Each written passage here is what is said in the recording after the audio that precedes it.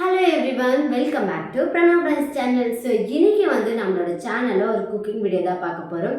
ரொம்ப நாள் ஆச்சு இந்த மாதிரி இன்ட்ரோ கொடுத்து குக்கிங் வீடியோ பண்ணுறது. ஸோ இன்றைக்கி கண்டிப்பாக பண்ணியே ஆகணும் அப்படின்னு தான் நான் இன்ட்ரோ கொடுத்துட்டு இருக்கேன். ஃபர்ஸ்ட் ஆஃப் ஆல் ஒரு பிக் தேங்க்ஸ் சொல்லிக்கிறேன். இத்தனை நாள் நம்மளோட சேனலுக்கு லைக் பண்ணி ஃபுல்லாக வீடியோ பார்க்குற எல்லாருக்குமே ஒரு பிக் தேங்க்ஸ். வெளியில் புயல்லாம் வருது, பயங்கரமாக மழை வருது அப்படின்னு சொல்லியிருந்தாங்க. ஆனால் வெளியில் ஒரு 6 o'clock இருந்தே நல்ல மழையாக இருந்தது. ஸோ அதனால் இன்றைக்கி வீட்டில் என்னெல்லாம் இருக்கோ அதை மட்டும் வச்சு நான் பிரேக்ஃபாஸ்ட் பண்ண போகிறேன். ஸோ வீட்டில் தேங்காய் உடச்சிக்கல் அதெல்லாம் இல்லை, அதனால் சட்னிலாம் எதுவும் பண்ணல. சிம்பிளாக பொங்கல், அடுத்தது சாம்பார், அடுத்து வடை தான் பண்ண போகிறேன். உங்களுக்கு இந்த மழையில் கம்ஃபர்டான பெஸ்ட்டு பிரேக்ஃபாஸ்ட் என்ன அப்படின்றது கமெண்ட் பாக்ஸில் கமெண்ட் பண்ணுங்கள். ஸோ வளன்னு பேச வேணாம், let's quickly jump on the video.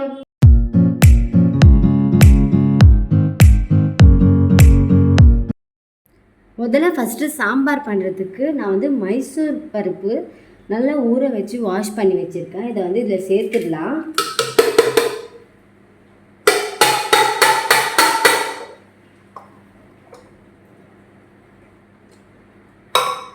அடுத்தது இதில் ஒரு 3 தக்காளி எடுத்திருக்கேன். அந்த 3 தக்காளி ஆட் பண்ணிடலாம். அடுத்தது கொஞ்சமாக புளி.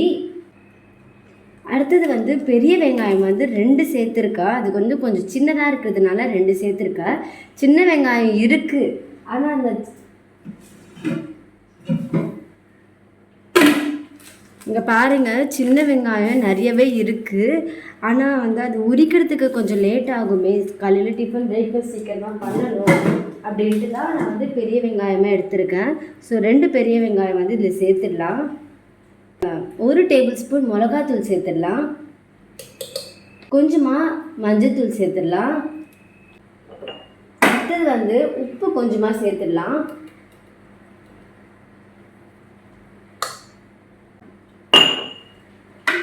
ஸோ நம்ம சாம்பாருக்கு எந்த அளவுக்கு தண்ணி வேணுமோ அந்த அளவுக்கு தண்ணி தான் நம்ம இப்போ சேர்க்க போகிறோம்.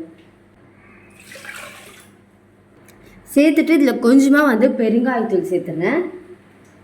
நான் தாளிக்கும் போதெல்லாம் சேர்க்க மாட்டேன், இது வேக வைக்கும் போது தான் நான் சேர்ப்பேன். 1 டேபிள் ஸ்பூன் இல்லை, கொஞ்சமாக சேர்த்தா போதும். மைசூர் பருப்புன்றதுனால 2 விசிலே போதும். 2 விசிலுக்கே நல்லா பாயில் ஆகிடும். ஸோ அதனால் க்ளோஸ் பண்ணிவிட்டு 2 விசில் வரைக்கும் இதை நம்ம வேக வச்சிடலாம்.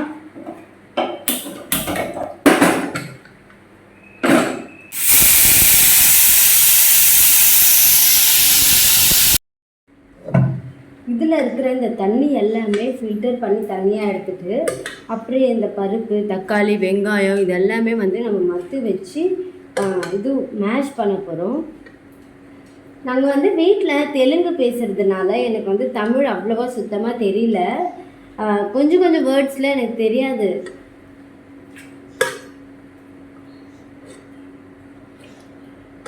நாங்கள் எனி டைம் தெலுங்கு பேசுகிறதுனால ஓப்பன் பண்ணி பார்க்கலாம். பாருங்கள், பருப்பு, தக்காளி, வெங்காயம் எல்லாமே சூப்பராக குழஞ்சி வந்திருக்கு. இப்போ இந்த தண்ணி எல்லாமே ஃபில்டர் பண்ணி தனியாக எடுத்துகிட்டு இந்த பருப்பு, தக்காளி, வெங்காயம் இது எல்லாமே மத்து போட்டு கரைச்சிடலாம். எனக்கு வீட்டில் தெலுங்கு பேசுகிறதுனால தமிழ் அவ்வளோவா வராது.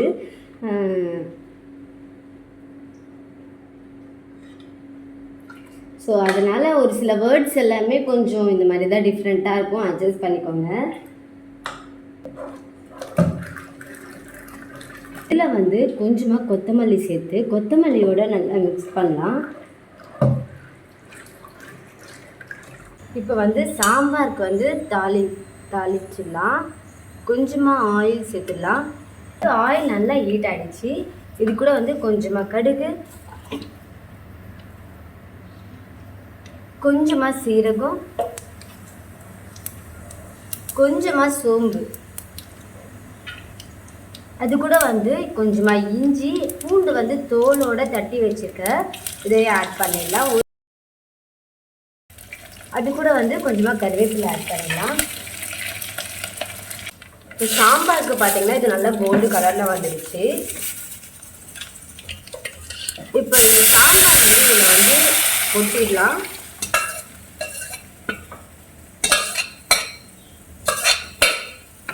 இதை நல்லா மிக்ஸ் பண்ணிவிட்டு உப்பு கரெக்டாக இருக்கா, எல்லாமே கரெக்டாக இருக்கா அப்படின்னு செக் பண்ணிடலாம்.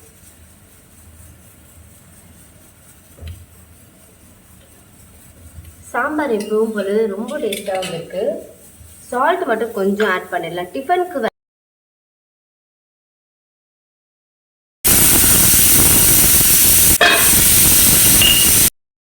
ஓகே. அடுத்தது வந்து பொங்கல் தான் பண்ண போகிறேன். பொங்கலுக்கு வந்து குக்கர் நல்லா ஹீட் ஆனதும் கொஞ்சமாக ஆயில் சேர்த்துடலாம். ஆயில் நல்லா ஹீட் ஆனதும் இங்கே வந்து இஞ்சி கட் பண்ணி வச்சுருக்கேன், இஞ்சியும் சேர்த்துடலாம். அடுத்தது வந்து ஒரே ஒரு சில்லி, க்ரீன் சில்லி கட் பண்ணி வச்சுருக்கேன், அதையும் ஆட் பண்ணிடலாம். கொஞ்சமாக வந்து கருவேப்பிலை ஆட் பண்ணிடலாம். இது வந்து நல்லா கொஞ்சம் கோல்டன் கலரில் ஃப்ரை ஆகிற வரைக்கும் மிக்ஸ் பண்ணிடலாம்.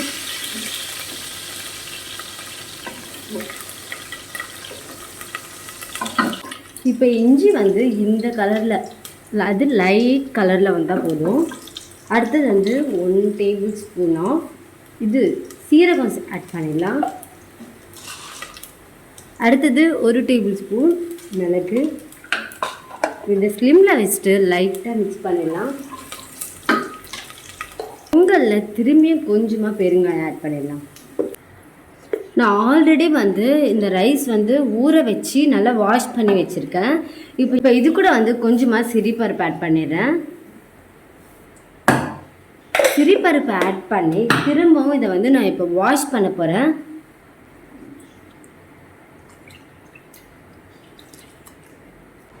இப்போ நான் வந்து வாஷ் பண்ணி வச்சுருக்கேன் சிறிப்பருப்பும் ரைஸ் வந்து இது கூட சேர்த்துடலாம்.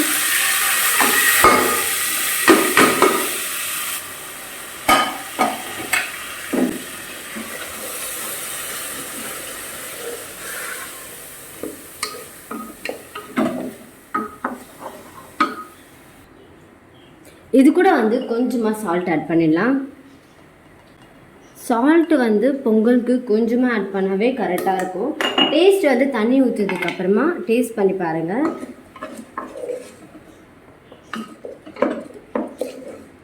இது வந்து லைட்டாக கொஞ்சம் அந்த ஆயிலில் வந்து ஃப்ரை ஆனால் டேஸ்ட் நல்லாயிருக்கும். அடுத்தது நான் எந்த கிளாஸில் வந்து அரிசி எடுத்துருக்கனோ அந்த கிளாஸில் வந்து 5 கிளாஸ்க்கு தண்ணி ஆட் பண்ணிடுறேன். இப்போ வந்து நான் 5 கிளாஸ் வாட்டருமே ஆட் பண்ணிட்டேன். இப்போ இந்த ஸ்டேஜில் வந்து உப்பு கரெக்டாக இருக்கா அப்படின்ட்டு செக் பண்ணிக்கோங்க. எனக்கு வந்து உப்பு கொஞ்சம் கம்மியாக தான் இருக்குது. இன்னும் கொஞ்சமாக லைட்டாக உப்பு ஆட் பண்ணிடலாம். இப்போ அகைன் வந்து மிக்ஸ் பண்ணிவிட்டு உப்பு வந்து கரெக்டாக இருக்கா அப்படின்னு செக் பண்ணிடலாம். ஓகே, இப்போ கரெக்டாக இருக்குது. இப்போ வந்து நம்ம க்ளோஸ் பண்ணி வச்சுக்கலாம். இதை வந்து க்ளோஸ் பண்ணி ஒரு 5 விசில் வரைக்கும் நம்ம வெயிட் பண்ணலாம். நான் வந்து ஆல்ரெடி வந்து உளுத்தம்பருப்பு ஊற வச்சுருக்கேன். ஸோ இப்போ அந்த உளுத்தம்பருப்பை வந்து நான் இதில் போட்டுட்டு ரொம்ப தண்ணி ஊற்ற தேவையில்ல, கொஞ்சம் கொஞ்சமாக தண்ணி ஊற்றி இதை நம்ம இப்போ அரைக்க போகிறோம்.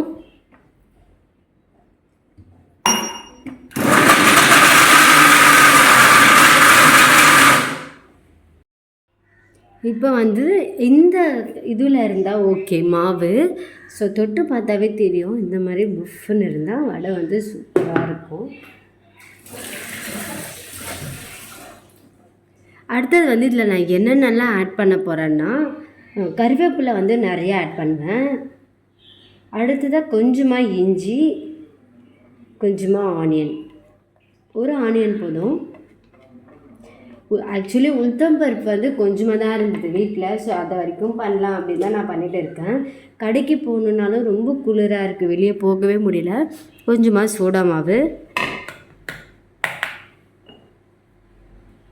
கொஞ்சமாக சால்ட்.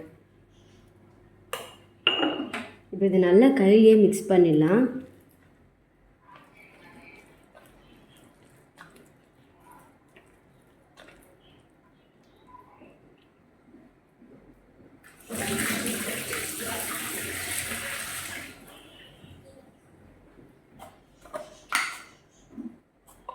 இப்போ இதில் வந்து கொஞ்சமாக சீரகம், கொஞ்சமாக லைட்டாக போடாத மாதிரி. அடுத்தது வந்து ஒரு 2-3 மிளகு போதும், அதுக்கு மேலே வேணாம். ஒரு 5 மிளகு இல்லை 6 மிளகு போதும், அதுக்கு மேலே வேணாம். போட்டுட்டு இதை நல்லா மிக்ஸ் பண்ணிடலாம்.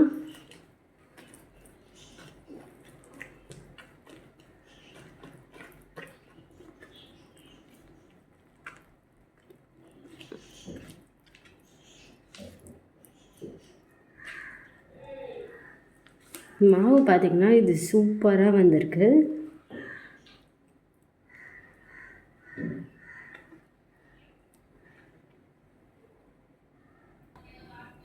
இப்போ ஒரு கடாயில் வந்து கொஞ்சமாக ஆயில் ஊற்றிடலாம். வடை வந்து முழுகிற அளவுக்கு ஆயில் ஊற்றிடலாம். ஆயிலுமே கொஞ்சமாக தான் இருக்குது, அதனால தான் எல்லாமே கொஞ்சம் கொஞ்சமாக இருக்கிறதுனால கொஞ்சமாக செய்கிறேன். இப்போ இந்த ஆயில் வந்து நல்லா ஹீட் ஆகணும். நல்லா ஹீட் ஆச்சா இல்லையான்னு பார்க்குறதுக்கு இந்த மாதிரி கொஞ்சமாக எடுத்து போட்டால் தெரிஞ்சிடும். இப்போ வந்து நம்ம ஆல்ரெடி போட்டு இந்த மாவு வந்து இது நல்லா கருகிடுச்சுன்னா இது வந்து எண்ணெய் ஆயில் வந்து நல்லா ஹீட் ஆச்சுன்னு அர்த்தம். இப்போ வந்து நம்ம ப்ரிப்பேர் பண்ணி வச்சுருக்க மாவில் இப்படி எடுத்து ஷேப் வந்து எனக்கு எக்ஸாக்டாக வராது, இந்த ஆயிலில் போட்டுடலாம்.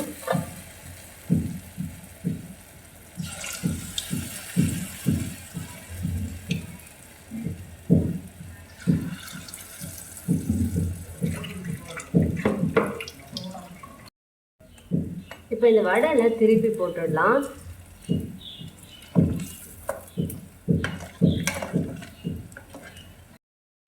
இப்போ வந்து நம்ம வடை சூப்பராக ரெடி ஆகிடுச்சு. எனக்கு இந்த மாதிரி டார்க் கலரில் வந்தது ரொம்ப பிடிக்கும். இது எல்லாமே வந்து வேறு பிளேட்க்கு ட்ரான்ஸ்ஃபர் பண்ணிடலாம். ஷேப் தான் சரியாக வரல, மற்றபடி வடைலாம் டேஸ்ட் நல்லா தான் இருக்குது. ஷேப் வந்து வடை ஷேப் வந்து எனக்கு சரியாக வராததுனால இந்த போண்டா மாதிரி போட்டுட்டேன். நம்மளோட பிரேக்ஃபாஸ்ட் வந்து இது ரெடியான உடனே இதை வந்து ஒரு ஹாட் பாக்ஸில் போட்டு வச்சுட்டேன். ஏன்னா பசங்களை தூங்கிட்டு இருந்தாங்க, அவங்க எழுந்து சாப்பிட்றதுக்கு ரொம்ப லேட் ஆகிடும். அதனால இது வந்து சாம்பார்,